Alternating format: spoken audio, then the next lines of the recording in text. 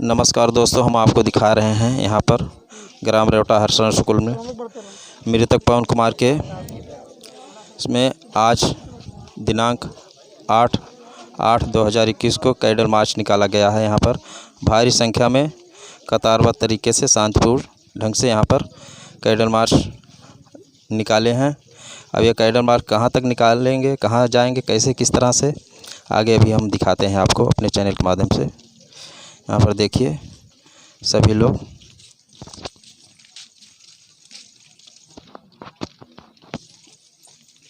अरे जला लो जला लो।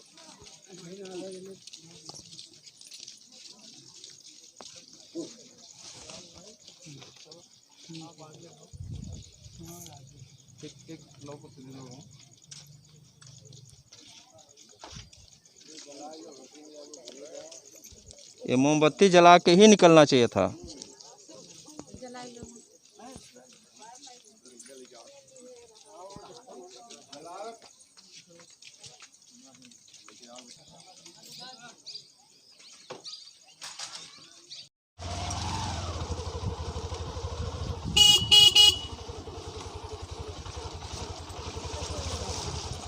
हम कल नहीं परसों बाबू सिंह कुशवाहा आए थे। कहाँ पे? बस्ती में। उनकी भी 1 घंटा 20 मिनट भाषण दिए हैं, उनकी लाइव पूरा निकाला हूँ। हाँ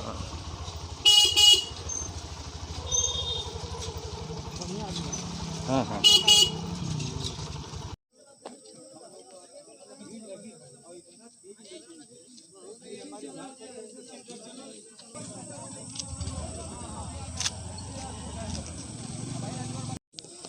हम दोस्तों आपको दिखा रहे हैं इस समय ये चिकनी चौराहा के पास कैडर मार्च निकालते हुए आ चुके हैं। रेवटा हर्षण स्कूल मृतक के घर से निकाला गया है यहाँ में, और सभी लोग शांतिपूर्वक यहाँ तक आ चुके हैं। कम से कम 700 मीटर तक आ भी चुके हैं ये लोग अपना कैडर मार्च लेते हुए। और देखिए अभी ये लोग जिलेबगंज होते हुए और भी आगे जाने की तैयारी है, हम आपको दिखा रहे हैं।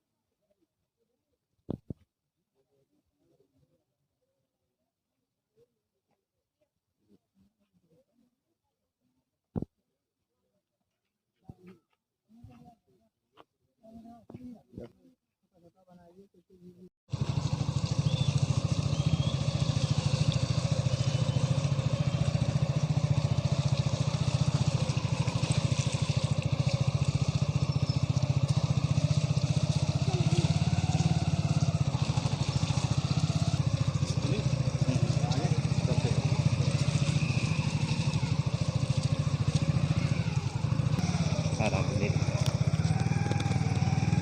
कचौड़े में चले लो आराम से।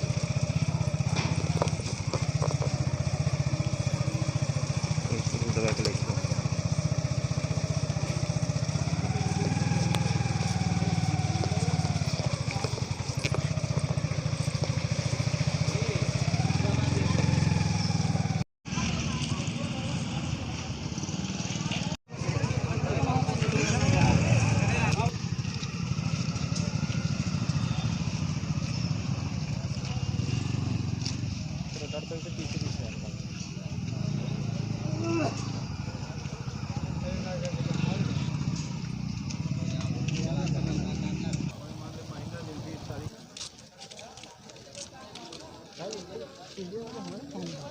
चलो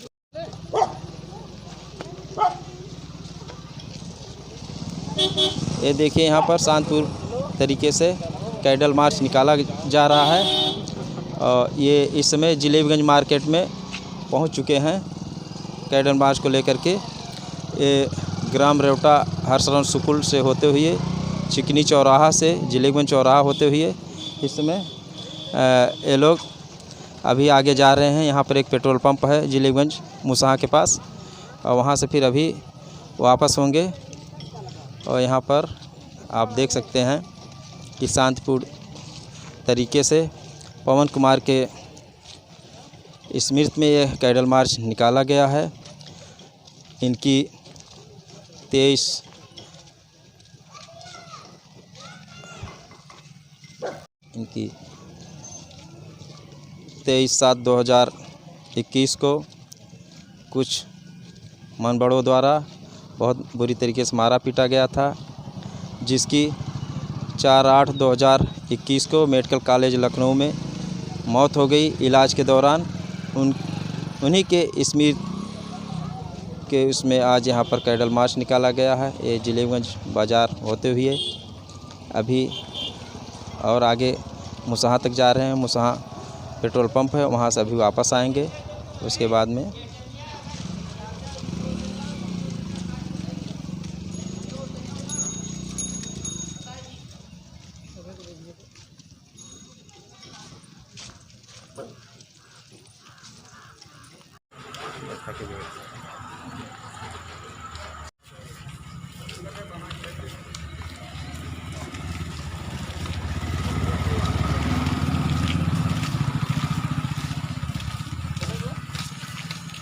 आगे और भी पूछना आगे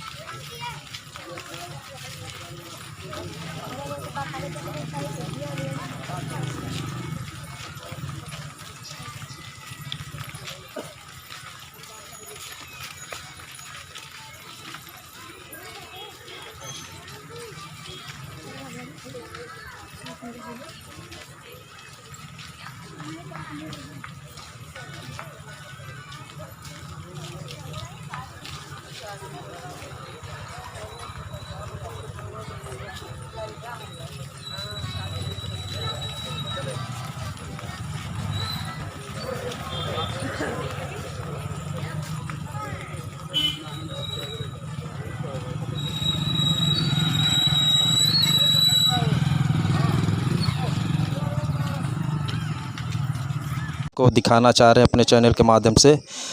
आज यहाँ पर पवन कुमार के स्मृति में ग्राम रेवटा हरसरन सुकुल से जिलेबीगंज बाज़ार होते हुए मुसहा पेट्रोल पंप, फिर वहाँ से परवा और ग्राम चिकनी होते हुए यहीं चिकनी चौराहे पर कैंडल मार्च निकाल करके यहाँ पर समापन किया गया है। और इनकी स्मृति में देखिए यहाँ पर काफ़ी संख्या में लोग आए हुए हैं, श्रद्धांजलि सभा कर रहे हैं। यहाँ पर देखिए कैंडल जलाया गया है और कुछ पुष्प भी अर्पित किया गया है। यहाँ पर तस्वीर भगवान बुद्ध और बाबा साहब की लगी हुई है और ये सब भगवान बुद्ध और बाबा साहब के विचारों पर चलने वाले हैं। यहाँ पर काफ़ी संख्या में लोग इस कैंडल मार्च में अपना भाग लिए हैं और इसी गांव के नहीं हैं और भी दूर दराज से भी लोग आए हुए हैं। हम आपको दिखा रहे हैं, रात का अंधेरा है लेकिन फिर भी आपको हम दिखा रहे हैं। देखिए काफ़ी संख्या में लोग हैं यहाँ पर इकट्ठा और ये आप देख सकते हैं हमारे चैनल के माध्यम से। इस समय इस कैंडल मार्च में गांव की महिलाएं और गांव के अगल बगल के भी महिलाएं इस शोक सभा में शामिल हुए हैं। इस कैंडल मार्च में सहयोग किए हैं। कम से कम 3 किलोमीटर के रेंज में ये लोग अपना कैंडल मार्च पैदल शांतिपूर्ण तरीके से निकाले हैं। साथ में सुरक्षा व्यवस्था से पुलिस भी लगी थी कि कहीं कोई किसी तरह का कोई गड़बड़ी ना होने पाए। और हम आपको दिखा रहे हैं, ये देखिए एक होर्डिंग इन लोगों के द्वारा बनाया गया है। इसमें लिखा हुआ है पवन कुमार और ये आज 8 अगस्त 2021 समय 5 बजे इन लोगों ने कैंडल मार्च को निकाला है। बहुत शांतिपूर्ण से संपन्न हो गया है और यहाँ पर समापन भी की जा रही है। कुछ हम यहाँ पर उनके सहानुभूति में आए लोगों से मैं जानकारी लेना चाहता हूँ इस स्मृति में। पीड़ित के देखिए जो जिसके घर घटना घटी है वो पवन कुमार की पत्नी हैं, उनके पिताजी हैं और उनकी माता हैं और उनका एक छोटा भाई भी यहाँ पर है। यही परिवार हैं और हम कुछ जानकारी लेना चाहते हैं इनके परिवार के देना चाहते हैं इस इनके पवन कुमार की। हमें न्याय चाहिए, उनके आत्मा को शांति मिले। ये देखिए ये कह रहे हैं हमें न्याय चाहिए, इनके आत्मा को शांति मिले और हम इनके पिताजी से भी जानकारी लेना चाहते हैं। आप बताइए। हम न्याय चाहते हैं और जो आप लोग से कहो वही ठीक है। कड़ी से कड़ी सज़ा दिया जाए हत्यारे को। चलिए देखिए यहाँ पर ये सब अभी शोक में हैं क्योंकि ये अपना लाल खोए हुए हैं। अभी इनकी उम्र ज़्यादा था भी नहीं, ज़्यादा 22-23 साल रहा होगा, तो गम में हैं। हम यहाँ पर समाज सेवी हैं रामलोट जी, इनसे भी कुछ जानकारी लेना चाह रहे हैं। मैं रामलोट इनकलाबी नौजवान सभा जिला सचिव बस्ती। आज पवन कुमार की हत्या होने के बाद में 5 दिन बाद ये शोक सभा के साथ साथ में कैंडल शांति मार्च निकाला गया और इस शांति मार्च में गांव से गांव के बाहर के लोग, तमाम नौजवान, महिलाएं, बूढ़े बुजुर्ग, तमाम साथियों ने हिस्सा लिया और लगभग 5 किलोमीटर की दूरी पूरा ये रेवटा से ले करके और जिलेबीगंज बाज़ार पेट्रोल पंप होते हुए सुअर बरवा होते हुए बहुत ही शांतिपूर्वक तरीके से तमाम नन्हे मुन्ने बच्चे, तमाम माताएं, तमाम बहनें और तमाम नौजवान साथियों ने बहुत ही संजीदगी के साथ पवन कुमार की याद में ये कैंडल मार्च निकाले और फिर हम लोग यहाँ वापस आकर के पवन कुमार की प्रतिमा पे फूल अर्पित करके हम लोग याद कर रहे हैं। और ख़ास करके ये जो पूरी भीड़ है, ये जो लोग संख्या बल है, ये संख्या बल इस बात का के लिए आई है कि आज जो पवन कुमार नहीं हैं, वो उनके पिताजी अपने बेटी को खोए हैं, उनकी पत्नी अपने पति को खोए हैं और उनकी माताजी अपने पुत्र को खोया है। और इस दुखद घड़ी में मैंने आप पवन कुमार की माताजी, पिताजी और उनकी पत्नी जो साथ में हम लोगों के हैं, हम लोग इस बात के गवाह हैं, सबूत हैं और आपके साथ हैं कि इस दुख की घड़ी में आप अकेले नहीं हैं, बल्कि ये जो भीड़ है पूरा, तमाम नन्हे मुन्ने बच्चे से लेकर के तमाम नौजवान, तमाम महिलाएं, तमाम सारे साथी, गांव से बाहर गांव के लोग आपकी इस दुख की घड़ी में, आपके गम में और पवन कुमार की याद में हम लोग हैं।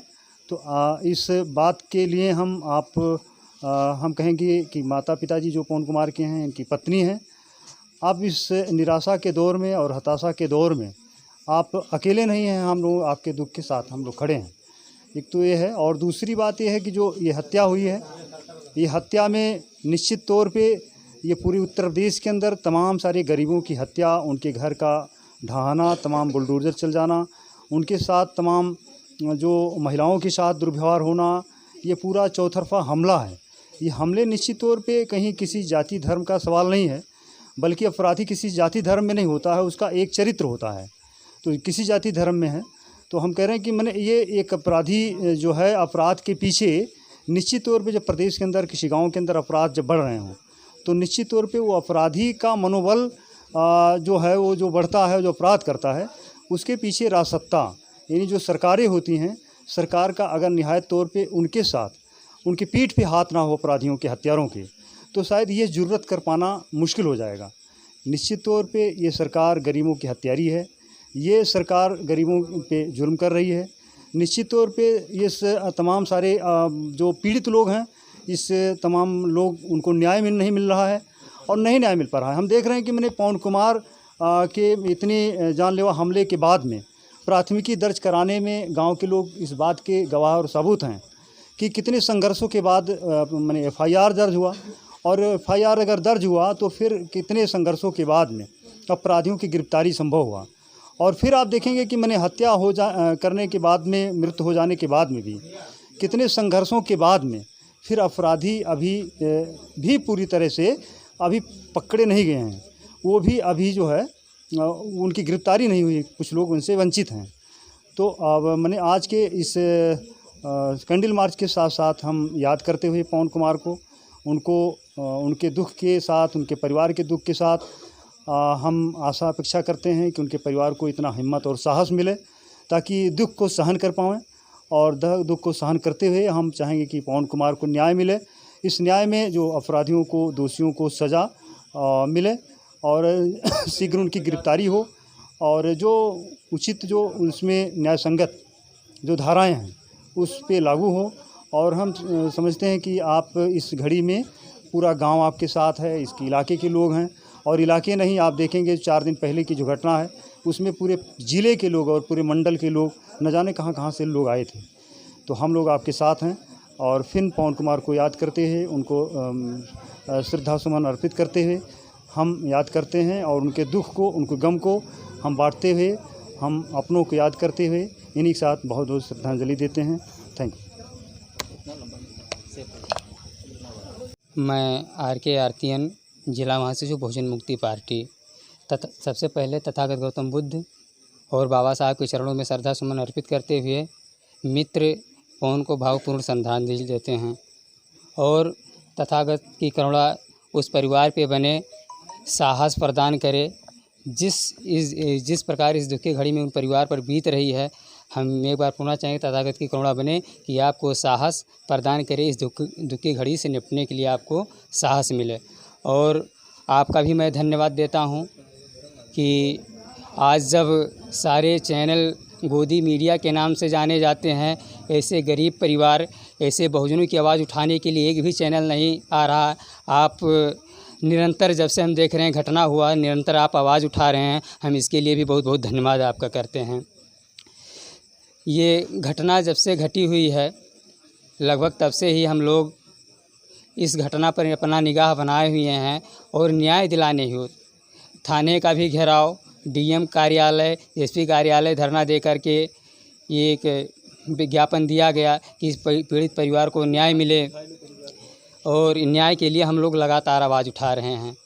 जिस प्रकार से जिनका DNA ही यहाँ का नहीं है, जो विदेशी ब्राह्मणों, दबंग ब्राह्मणों ने जिस प्रकार से निहत्थे अकेले गैंग बना करके कोटेदार के परिवार पर हमला करते हुए अकेले निहत्थे पवन कुमार का हत्या करने का प्रयास किया, उनका यह हत्या करने का प्रयास यह नहीं था कि केवल हम पवन को मार रहे हैं या पवन की हत्या कर रहे हैं, बल्कि पवन के माध्यम से पूरे परिवार को दबाना, पूरे गांव को दबाना और पूरे क्षेत्र को दबाना, पूरे समाज को दबाना था। जो उनकी एक ब्राह्मणी व्यवस्था है उसको लागू करना कि पूर्व से हमारे गुलाम तब भी थे और आज हमारे गुलाम बन कर के चले रहें। लेकिन वो नहीं मालूम था उनका कि आज पवन भले चला गया हो लेकिन वह कहीं गया नहीं है, लाखों लोगों के दिलों में हम लोगों का ऊर्जा देने का काम कर रहा है। जब जब कहीं एक अन्याय की आवाज़ बू आएगी, तब तक ये कैंडल जो मार्च हम लोग निकाले हैं, इसमें से निकली हुई आग ये पवन के रूप में निकलेगी और उनको जलाने का काम करेगी। ये पवन का परिवार या केवल पवन के परिवार से ही नहीं रह गया कि वह केवल पवन के परिवार से रहा, बल्कि आज यह पूरे समाज का साहस, उत्साह और ऊर्जा बन कर के आया है कि कहीं भी अन्याय होगा तो एक बार पवन का नाम आएगा और ये जो कैंडल मार्च निकला हुआ है या एक चिंगारी का काम करेगी वैसे विदेशी ब्राह्मणों को जलाने के लिए।